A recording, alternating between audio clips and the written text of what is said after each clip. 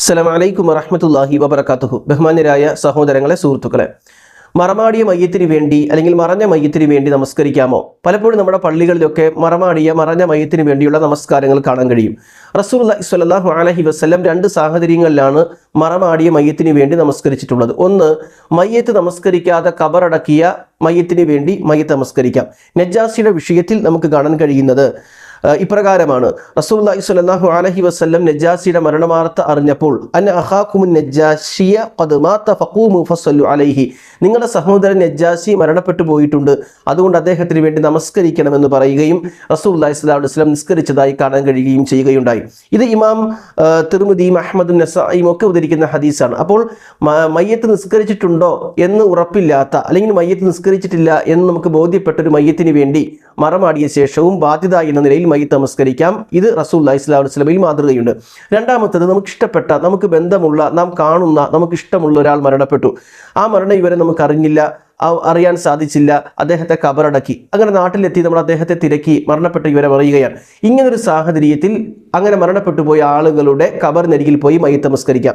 അതിന് തെളിവായി കാണാൻ കഴിയുന്നത് റസൂലുള്ളാഹി സ്വല്ലല്ലാഹു അലൈഹി വസല്ലമയുടെ കാലത്ത് പള്ളി വൃത്തിയാക്കിയിരുന്ന ഒരു സ്ത്രീ ഉണ്ടായിരുന്നു. അവരെക്കുറിച്ച് ഹദീസിലുള്ളത് ഇംറഅത്തൻ സൗദ, ഒരു കറുത്ത സ്ത്രീ എന്നാണ്. അപ്പോൾ അവർ മരണപ്പെട്ടു. അവരെ ആരും അധികം ഗൗരവത്തിൽ കണ്ടില്ല. അതുകൊണ്ട് അവരുടെ മരണ വിവരം പ്രവാചകനെ അറിയിച്ചില്ല. റസൂലുള്ളാഹി സ്വല്ലല്ലാഹു അലൈഹി വസല്ലം നോക്കുമ്പോൾ, അവരെ അന്വേഷിക്കുമ്പോൾ അവരെ കാണാത്ത പക്ഷം സ്വഹാബത്തിനോട് ചോദിച്ചു, എവിടെയാണ് ആ സ്ത്രീ? അപ്പോൾ പ്രവാചകനോട് പറഞ്ഞു, അവർ മരണപ്പെട്ടു പോയി നബിയെ. റസൂലുള്ളാഹി ഗൗരവത്തോട് ചോദിച്ചു, നിങ്ങൾക്ക് ആ മരണ വിവരം എന്നെ അറിയിക്കാമായിരുന്നില്ലേ? എന്നിട്ട് റസൂലുള്ളാഹി സ്വല്ലല്ലാഹു അലൈഹി വസല്ലം ഫഅത ഖബറഹ ഫസല്ല അലൈഹ, ആ ഖബറിനരികിൽ പോവുകയും അവിടെ നമസ്കരിക്കുകയും ചെയ്തു എന്നാണ്. അപ്പോൾ ഈ രൂപത്തിൽ ഈ രണ്ട് സാഹചര്യങ്ങളിൽ, ഒന്നാമത്തത് നമസ്കരിക്കാതെ ഒരു മയ്യത്തിനെ മറമാടിയതറിഞ്ഞാൽ ആ മയ്യത്തിന് വേണ്ടി, മറഞ്ഞ മയ്യത്തിന് വേണ്ടി നമസ്കരിക്കാം. രണ്ടാമത്തത്, നമുക്ക് ബന്ധമുള്ള, ഇഷ്ടമുള്ള ഒരാൾ, നമ്മളുമായി ഒക്കെ ഇടപെടുന്ന ഒരാൾ, അദ്ദേഹത്തിന്റെ മരണ വിവരം അറിഞ്ഞില്ല, മറമാടിയ ശേഷമാണ് നാട്ടിലെത്തുമ്പോൾ വിവരം അറിയുന്നതെങ്കിൽ ആ ഖബറിനരികിൽ പോയി നമസ്കരിക്കാം. ഇതല്ലാതെ ലോകത്തുള്ള എല്ലാ ആളുകളും, മഹാന്മാരായ, പണ്ഡിതന്മാരായ, നേതാക്കന്മാരായ ആളുകളൊക്കെ മരിച്ചാൽ അവരുടെ മയ്യത്തിന് വേണ്ടിയൊക്കെ നമസ്കരിക്കാമോ എന്ന് ചോദിച്ചാൽ പണ്ഡിതന്മാർക്കിടയിൽ വലിയ അഭിപ്രായ വ്യത്യാസമുണ്ട്. ഒരു വിഭാഗം പണ്ഡിതന്മാർ പറയുന്നത് ആവാമെന്നാണ്. പക്ഷേ നല്ലൊരു ശതമാനം പണ്ഡിതന്മാർ തെളിവുദ്ധരിച്ചുകൊണ്ട് പറയുന്നത്, ഖലീഫമാർ മരണപ്പെട്ടു പോയി, ഒരുപാട് ആലിമീങ്ങളും താബിഈങ്ങളും സ്വഹാബികളും മരണപ്പെട്ടു പോയി, അവരെയൊക്കെ ഖബറടക്കിയ ശേഷം മറഞ്ഞ മയ്യത്തിന് വേണ്ടി ഒരു നമസ്കാര മാതൃക നമുക്ക് മുൻഗാമികൾ കാണാൻ കഴിയാത്തത് കൊണ്ട് എല്ലാ രൂപത്തിലുള്ള മറഞ്ഞ മയ്യത്തിന് വേണ്ടിയും അങ്ങനെ നമസ്കരിക്കുന്ന ശൈലി ശരിയല്ല എന്ന രൂപത്തിലുള്ള അഭിപ്രായങ്ങളാണ് പണ്ഡിതന്മാർക്കിടയിൽ നമുക്ക് കാണാൻ കഴിയുന്നത്.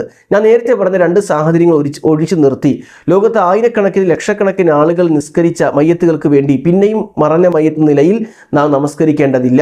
കാരണം അവർക്കുള്ള ബാധ്യത നിർവഹിക്കപ്പെട്ടു കഴിഞ്ഞു. രണ്ടാമത്തെ വിഷയം, ഈ വിഷയത്തിൽ പണ്ഡിതന്മാർക്കിടയിലുള്ള ഒരു ചർച്ച നിങ്ങളെ കേൾപ്പിക്കുകയാണ്. ഇമാം ഇബ്നുൽ ഖയ്യിം റഹ്മത്തുള്ളാഹി അലൈഹി അദ്ദേഹത്തിന്റെ സാദുൽ മആദിൽ രേഖപ്പെടുത്തുന്നു, വലം യകുൻ മിൻ ഹദീഹി വസുന്നതിഹി സ്വല്ലല്ലാഹു അലൈഹി വസല്ലം അസ്സലാത്തു അലാ കുല്ലി മയ്യിത്തിൻ ഗായിബ്, എല്ലാ ഗായിബായ മയ്യത്തിന് വേണ്ടിയും മയ്യത്ത് നമസ്കാരം നിർവഹിക്കുന്നത് പ്രവാചക ചര്യയിൽപ്പെട്ടതല്ല.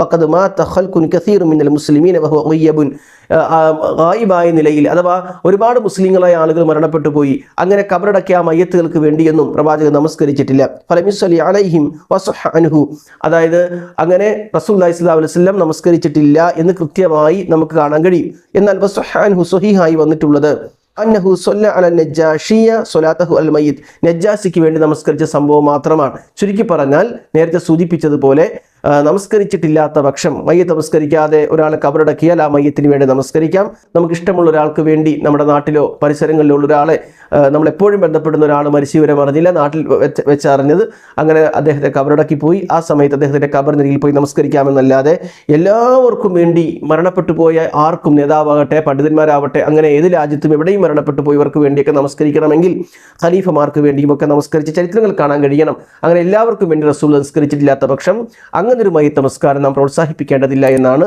മനസ്സിലാക്കേണ്ടത്. അള്ളാഹു അനുഗ്രഹിക്കട്ടെ. അസ്സലാമു അലൈക്കും വറഹ്മത്തുള്ളാഹി വബറകാതുഹു.